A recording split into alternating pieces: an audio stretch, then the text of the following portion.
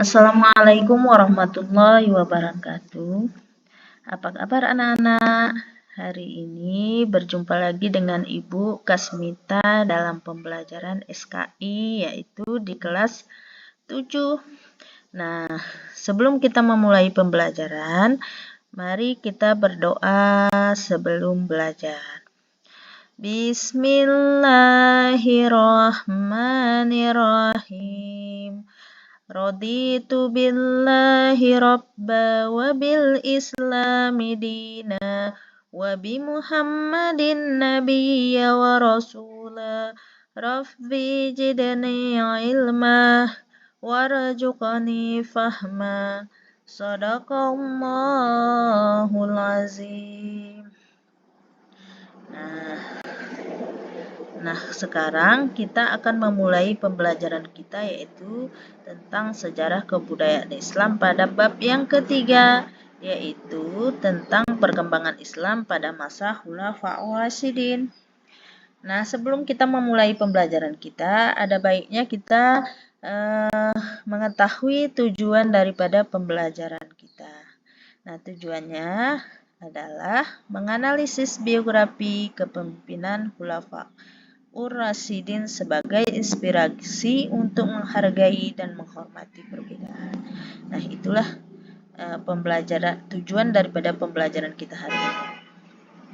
Nah, anak-anak, kira-kira apa kalian sudah mengetahui tentang Khulafaur Rasyidin? Kemudian siapa sajakah yang termasuk dalam Khulafaur Rasyidin tersebut? Nah, kalau belum tahu, maka kita akan memulai pembelajaran kita. Nah, kita akan mengetahui apa itu pengertian daripada Khulafaur Rasyidin. Nah, Khulafaur Rasyidin ini terbagi dalam dua kata.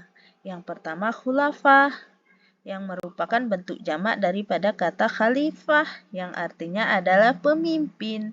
Dan yang kedua adalah ar-rasyidin, atau berasal dari kata rosyidun, yang berarti orang-orang yang mengikuti jalan lurus, atau diberi petunjuk oleh Allah, atau bisa juga dengan kata berarti orang yang benar.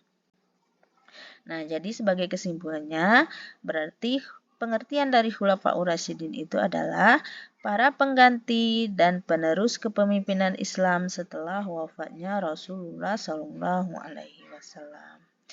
Nah, Khulafaur Rasyidin terdiri dari 4 khalifah. Yang pertama, Abu Bakar As-Siddiq. Yang kedua, Umar bin Khattab. Dan yang ketiga, Utsman bin Affan. Yang terakhir adalah Ali bin Abi Thalib. Nah, sekarang kita akan mengetahui biografi daripada khalifah yang pertama yaitu Abu Bakar As-Siddiq. Nah, anak-anak, Abu Bakar As-Siddiq ini adalah nama lengkapnya Abdullah bin Abi Quhafah At-Tamimi. Pada zaman pra-Islam, beliau itu bernama Abdul Ka'bah. Kemudian, setelah beliau masuk Islam, namanya diganti oleh Rasulullah dengan Abdullah. Jadi beliau ini termasuk sahabat yang paling dekat sekali dengan Rasulullah SAW. Nah, Abu Bakar ini lahir di kota Mekah. Nah, 2 tahun sesudah tahun gajah, kira-kira tahun 573 Masehi. Nah, beliau ini adalah seorang pemikir Islam, seorang pemikir di kalangan Mekah yang memandang bahwa penyembahan berhala itu adalah suatu kebodohan atau kepalsuan belaka. Karenanya, ketika beliau diajak oleh Rasulullah SAW untuk memeluk agama Tauhid, beliau pun dengan segera menerimanya. Kemudian, beliau itu adalah orang pertama dari kaum laki-laki yang masuk Islam. Nah, setelah Rasulullah SAW wafat, jadi Abu Bakar As-Siddiq terpilih menjadi khalifah. Nah, setelah memerintah selama 2 tahun, Abu Bakar pun akhirnya wafat pada tanggal 23 Jumadil Akhir 13 Hijriah pada usia 63 tahun. Nah, beliau pun akhirnya dimakamkan di samping makam Rasulullah SAW. Nah, beliau dikenang oleh para sahabat sebagai khalifah yang sangat taat kepada Allah dan Rasulnya, serta berbudi pekerti yang luhur, tidak sombong, dan beliau itu amat sederhana. Nah, itulah sekilas sedikit tentang biografi kepemimpinan daripada Abu Bakar As-Siddiq.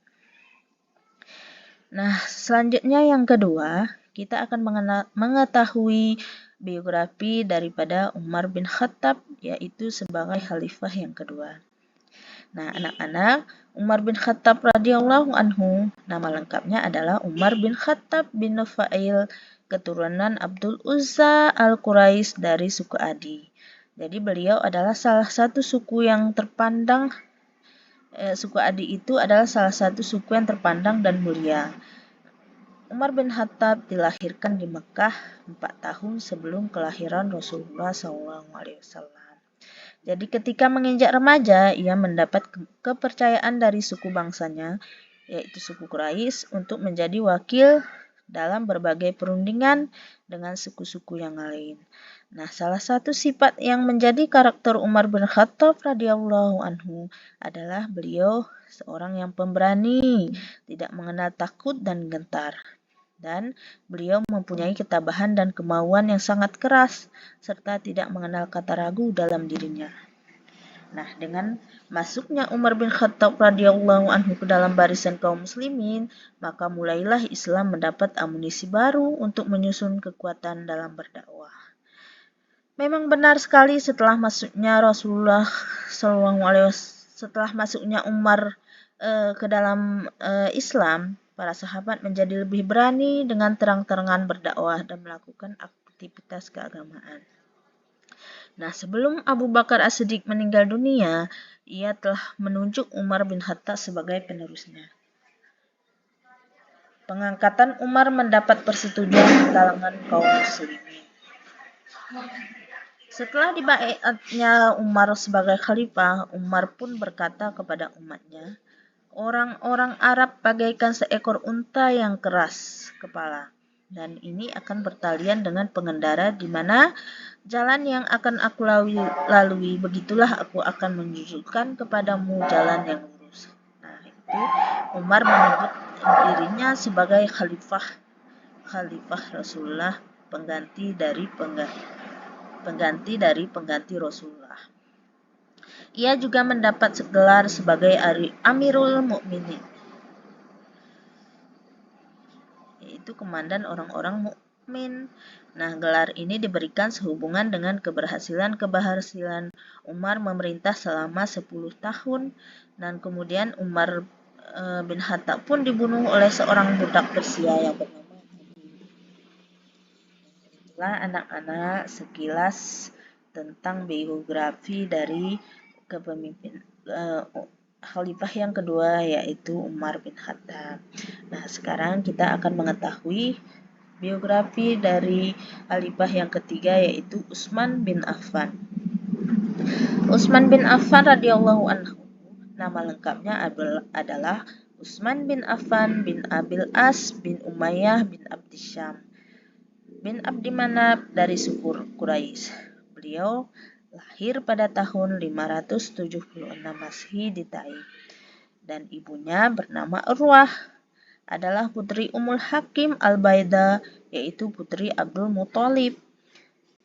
Nasab Utsman melalui garis ibunya bertemu dengan nasab Nabi Muhammad SAW pada Abdi Manaf ibnu Qusay. Nasab Utsman bersambung melalui Umayyah bin Abdisyam bin Abdi Manaf, sedangkan nasab Rasulullah SAW bersambung melalui Abdul Muthalib bin Hisam bin Abdi Manaf. Nah, ayah dari Utsman bin Affan adalah seorang saudagar kaya raya dari suku Quraisy. Jadi, Utsman bin Affan radhiyallahu anhu masuk Islam melalui dakwah atau ajakan Abu Bakar As-Siddiq radhiyallahu anhu, dan menjadi salah satu sahabat terdekat Nabi Muhammad SAW. Dan beliau adalah orang kaya yang berasal dari keluarga yang kaya raya. Akan tetapi, kehidupannya dijalani dengan sederhana, serta sebagian besar kekayaannya.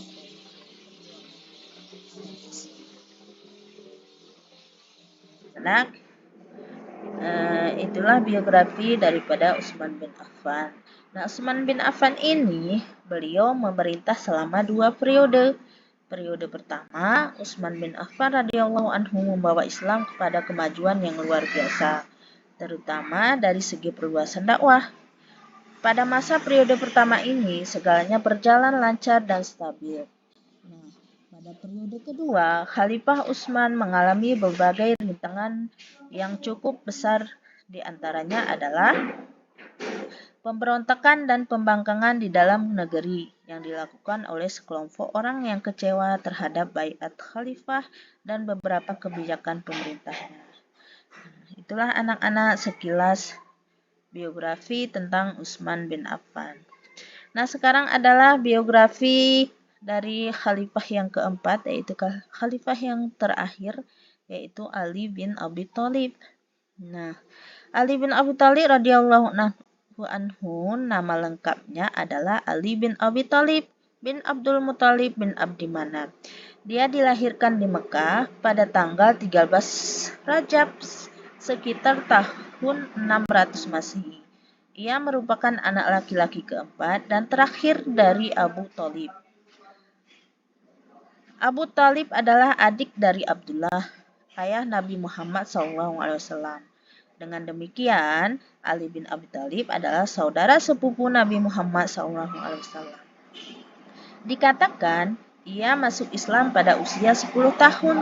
Setelah dewasa, Ali bin Abi Thalib dinikahkan dengan Fatimah Az-Zahra, putri bungsu Nabi Muhammad SAW. Nah, pernikahan ini terjadi 2 tahun setelah peristiwa Hijriah, atau sekitar tahun 624 Masehi.